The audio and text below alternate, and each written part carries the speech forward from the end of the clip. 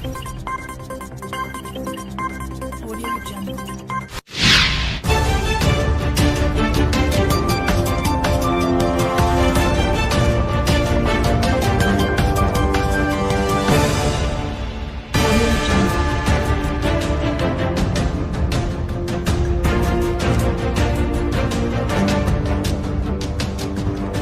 பார்த்து கொண்டிருப்பது உங்கள் அம்மா எக்ஸ்பிரஸ் தொலைக்காட்சி.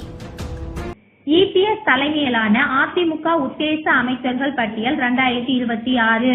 தமிழக சட்டப்பேரவை பொது தேர்தல் கடந்த ஏப்ரல் 23ஆம் தேதி ஒரே கட்டமாக நடைபெற்றது. இந்த தேர்தலில் தமிழக வரலாற்றிலேயே இல்லாத அளவாக 85.15% வாக்குகள் பதிவாகின. அதிகபட்சமாக கரூரில் 92.36% வாக்குகளும், மிக குறைவாக கன்னியாகுமரியில் 75.61% வாக்குகளும் பதிவாகின. தலைநகரம் சென்னையில் 86.74% வாக்குகள் பதிவாகியது. இதற்கு காரணம் நடிகர் விஜயின் அரசியல் வருகை மற்றும் பெண்களுக்கு ஆதரவாக அறிவிக்கப்பட்ட தேர்தல் வாக்குறுதிகள் ஆகியவற்றால் பெண்கள், இளைஞர்கள் மிகுந்த ஆர்வத்துடன் வாக்களித்தனர் என கூறப்படுகிறது.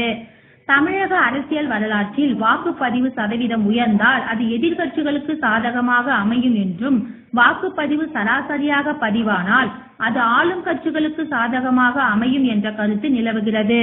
அதே நேரத்தில் தேர்தலுக்கு முந்தைய மற்றும் பிந்தைய கருத்து கணிப்பு முடிவுகளில் பல முடிவுகள் அதிமுகவுக்கு சாதகமாகவும், சில கருத்து கணிப்புகள் திமுகவுக்கு சாதகமாக இருக்கும் என்றும் இந்தியா டுடே நிறுவனம் மட்டும் தமிழக வெற்றி கழகத்திற்கு சாதகமாக கருத்து கணிப்பை வெளியிட்டது. இதைத் தொடர்ந்து முதல்வரும் திமுக தலைவருமான மு.க. ஸ்டாலின் அவர்கள் கொடைக்கானலில் தங்கி அங்கு ஓய்வெடுத்த நிலையில் திமுக மீண்டும் வென்றால் தனது அமைச்சரவையில் இடம்பெறும் அமைச்சர்கள் பட்டியலை தயாரித்தார். அதேபோல பனையூரில் தமிழக வெற்றி கழக தலைவர் நடிகர் விஜயும், சேலம் நெடுஞ்சாலை நகர் இல்லத்தில் அதிமுக பொதுச் செயலாளர் இபிஎஸும் தனது அமைச்சரவையில் இடம்பெறும் அமைச்சர்கள் பட்டியலை தயாரித்து வருவதாகவும் தகவல்கள் கூறப்படுகிறது. இந்த தேர்தலில் அதிமுக வெற்றி பெறும் பட்சத்தில் இபிஎஸ் தலைமையிலான அமைச்சரவையில் இடம்பெறும் உத்தேச அமைச்சர்கள் பட்டியல் வெளியாகி உள்ளது. இறுதியில் இதில் சில அமைச்சர்கள் இலாகா மாற்றப்படலாம். தற்போது உத்தேச அமைச்சர்கள் பட்டியலை காண்போம்.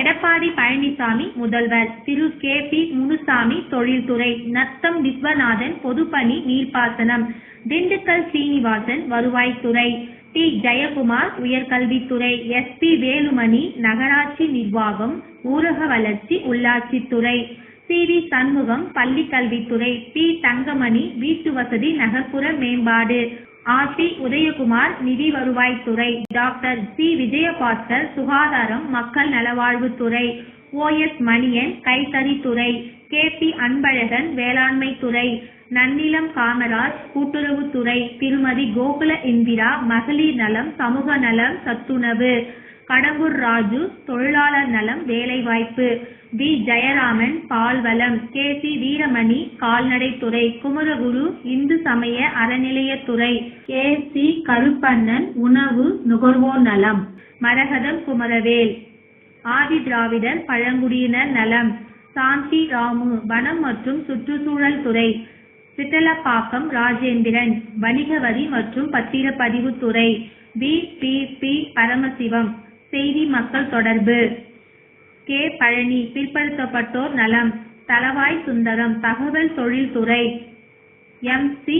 சம்பத் மீனவர் நலம், பெஞ்சமின் இளைஞர் நலம் விளையாட்டுத்துறை, தாமரை ராஜேந்திரன் மின்சாரம் மதுவிலக்கு ஆயத்தீர்வை, கே.டி. ராஜேந்திர பாலாஜி சுற்றுலாத்துறை, ராஜன் செல்லப்பா சிறு குறு தொழில்துறை.